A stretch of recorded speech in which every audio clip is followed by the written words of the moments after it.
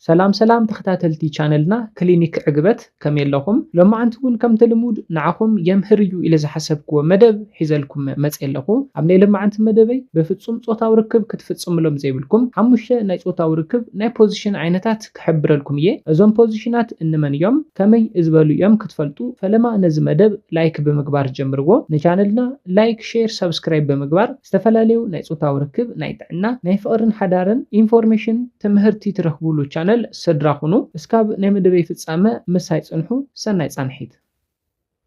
اتقدامي ጉድኣት ከብጽሕልኩም ዝኽእል ናይ ጾታዊ ርክብ ዓይነት ታጓል ኣንስተይቲ ብላዕሊ ኮይና ዝፍጸም ናይ ፖዚሽን ዓይነት እዩ እዚ ዓይነት ጾታዊ ርክብ ኣዕጋባይ ናይ ጾታዊ ርክብ ዓይነት እዩ ግና ጸገም ዘምጽእ መዓዝ እዩ እንተልኩም ታጓል ኣንስተይቲ ብልዕታ ራሕሲ ዘይብሉ ኣብ ዝኾነሉ ግዜ እዩ ታጓል ኣንስተይቲ ብላዕሊ ኮይና ጾታዊ ርክብ ኣብ ትፍጽምሉ ግዜ ብልዕታ ራሕሲ ዘይብሉ እንተኮይኑ ብልዕታ እንተነቂጹ መትሎ ናይ ምዕጻፍ ባህሪ ከም ዘለዎ ክትፈልጡ ኣለኩም ከም ዝፍለጥ ኣብ ግዜ ጾታዊ ርክብ ብልዕቲ ደቂ ኣንስትዮ ፈሳሲ يوصيو رحسي يوصيو از قبعات مس وص دما متلونا وشتي اتوص كبل انتلو ابلعتا قانزاخي هلو تباهيلو زوص قبعات يو غنا نسابل على خوينا حفكوف ابتبللو غزا صوتاو ركب ابتفصملو غزا بلعتا زدرقه قبعات زيبلو انت خوينو متلو كعصف يغبر يو از دما كلته صقمات كمص يخل تقدماي متلو دحر غزا دو كيبل يغبرو اتخالاي دما والات متلو دو انتبله زدخمه قلطيفو زودق متلو يخون نز مخنيات دما بسنكز عينت ناي صوتاو ركب نمتلو سلاز ጉዳዩ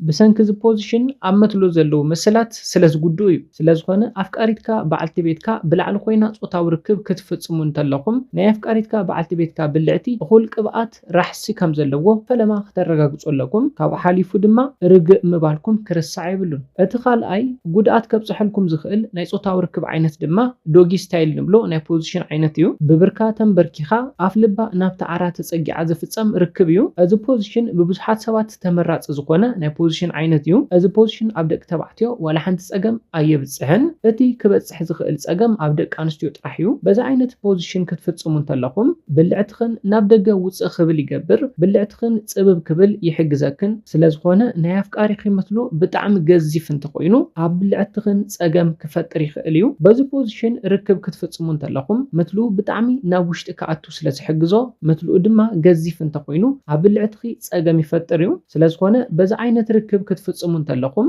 እንተ ተኻኢሉ ነጋርክን ኣይትዕጸውኦ ክፍተብሎ ነቲ ርክብ ድማ ርግኢልኩም ፈጽምዎ እዚ ፖዚሽን ክፍጸም ዝምረጽ ዝበለጸ መትልኦም ንእስ ብዝበለ ደቂ ተባዕትዮ እንተ ዝኸውን ዝምረጽ ምክንያቱ ድማ ከም ተቀድም ኢለ ዝሓበርክዎ ብልዕትኽን ውጽእ ክብል ጽብብ ክብል መትልኡ ድማ ዝበለጸ ናብ ውሽጢ ከኣቱ ዝሕግዘኩም ናይ ፖዚሽን ዓይነት ስለዝኾነ እዩ ስለዝኾነ መትሎ ፍቃሪኺ መትሎ በዓል ገዛኺ ብጣዕሚ ገዚፍ እንተኮይኑ ብዶጊ ስታይል ናይ ፖዚሽን ዓይነት ጾታው ርክብ ክትፍጽሞ ይምረጽን ኣብ ብልዕትኽን ጸገም ከብጽሕ ስለዝኽእል እዩ ኣብ መበል ሳልሳይ ንሪኦ ጸገም ክፈጥር ዝኽእል ናይ ጾታው ርክብ ዓይነት ድማ ናይ ኣፍ ጾታው ርክብ እዩ እዚ ዓይነት ርክብ ሕዚ ብብዙሓት መናእሰያት ዝፍጸም ዘሎ እዩ ብፍላይ ናይ ርክብ ቪድዮታት ብምርኣይ ክፍትንዎ ይረኣዩ ንግዜያዊ ታሕጓስ ኢሎም መትልኦም ናብ ኣፍቃሪቶም ኣፍ ናብ በዓልቲ ቤቶም ኣፍ ከእትዉ ይረአ ኣሎ ግና እዚ ካብ ባህሊ ሓሊፉ ኣብ ጥዕና እውን ከቢድ ሳዕቤን ከብጽሕ ዝኽእል እዩ በኣፍ ጾታው ርክብ ኣብ ትፍጽሙሉ ግዜ ንዝተፈላለዩ ሕማማት የቃልዕኩም እዩ ንኣብነት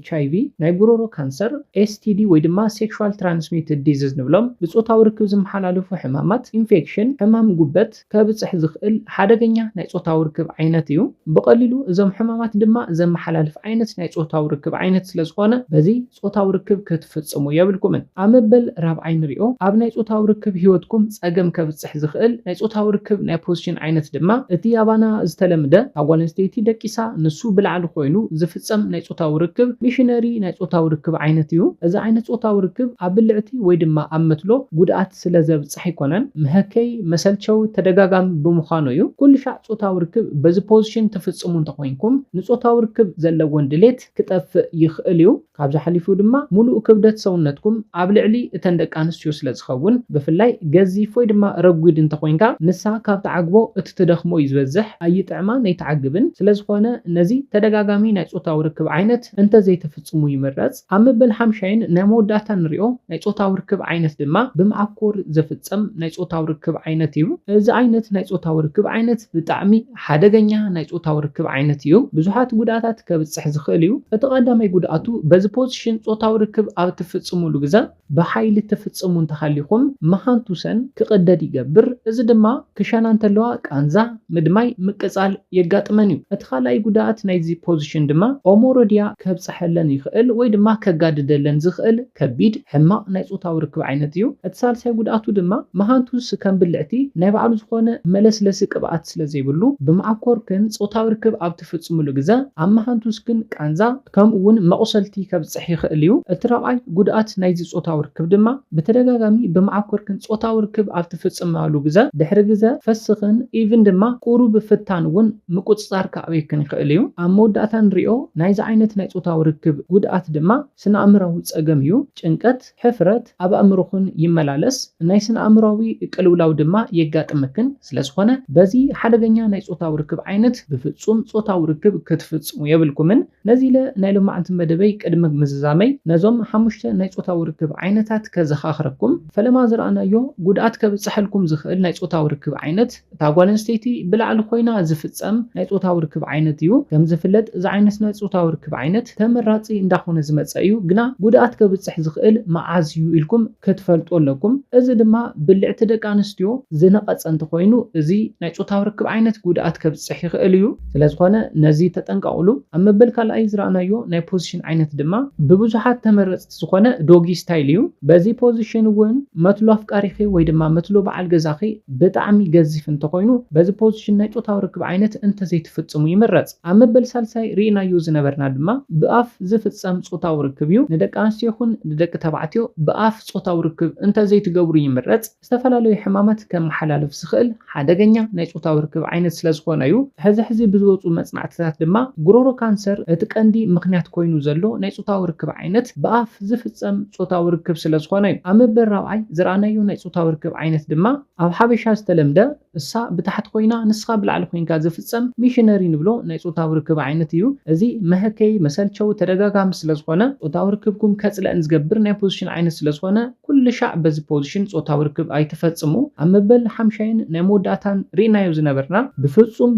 ጾታዊ ርክብ ክትፈጽሙሉ ዘይብልኩም ናይ ፖዚሽን ዓይነት ድማ ብማዕኮር ዝፍጸም ጾታዊ ርክብ እዩ። እዚ ናይ ጾታዊ ርክብ ዓይነት ካብ ስነ ኣእምራዊ እስካብ ኣካላዊ ጉድኣት ከብጽሐልክን ዝኽእል ናይ ፖዚሽን ዓይነት ስለዝኾነ በዚ ፍጹም ጾታዊ ርክብ ከይትፍጽማ እንዳበልኩ ናይ ሎማዓንቲ መደበይ በዚ ክዛዝም ካብ ናይ ሎማዓንቲ መደበይ ዝኾነ ሓድሽ ነገር ከም ዝሓስኩም ተስፋ ይገብር። መደብና ናብ ብዙሓት ሰባት በፂሑ ብዙሓት ኣሕዋትና ትምህርቲ ክወስድሉ ንመደብና ላይክ፣ ሼር፣ ሰብስክራይብ ምግባርኩም ከይርሳዕ። ንቻነልና ላይክ፣ ሼር፣ ሰብስክራይብ ብምግባር ዝተፈላለዩ ናይ ጾታዊ ርክብ፣ ናይ ጥዕና፣ ናይ ሓዳርን ናይ ፍቕርን ትምህርትታት ክትወስዱ ብኽብሪ ይሓትት። ብኻሊእ መሃራይ መደብ እስካብ ንራኸብ ሰላምን ጥዕናን ንኹላትና ይቀኒየለን።